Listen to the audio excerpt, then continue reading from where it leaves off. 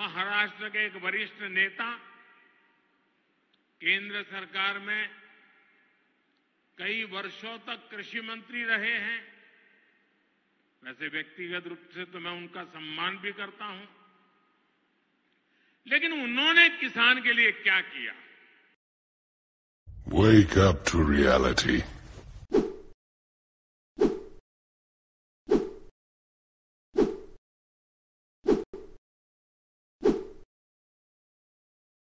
चला तर पाहूया शरद पवारांनी शेतकऱ्यांसाठी काय केले। शरद पवार हे कृषी मंत्री असताना त्यांनी 2014 पर्यंत MSPचे दर दुपटीहून अधिक केले।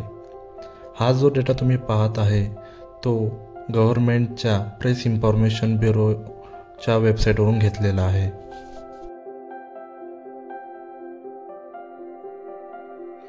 शरद पवारांनी 2008 साली देशातील सर्वात मोठी कर्जमाफी दिली।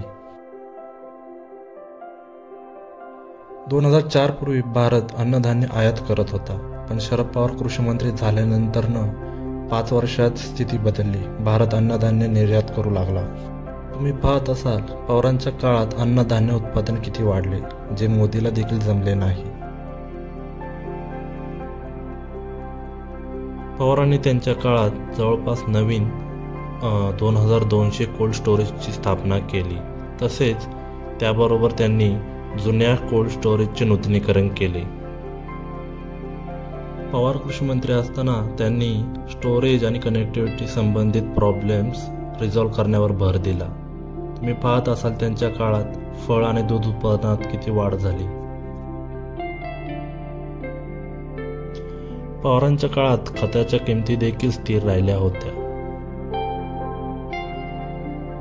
पवार कृषी मंत्री असताना शेतकरी आत्महत्येबाबत खूप गाजावाजा झाला होता। तुम्ही पाहत असाल वाजपेयींच्या काळात वाढलेल्या शेतकरी आत्महत्याचा दर पवारांच्या काळात कसा खाली आला।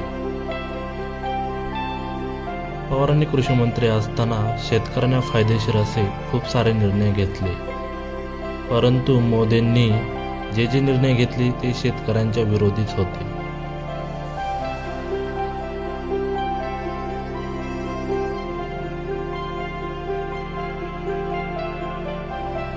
पवार शेतकऱ्यांसाठी स्वतः लढत होते।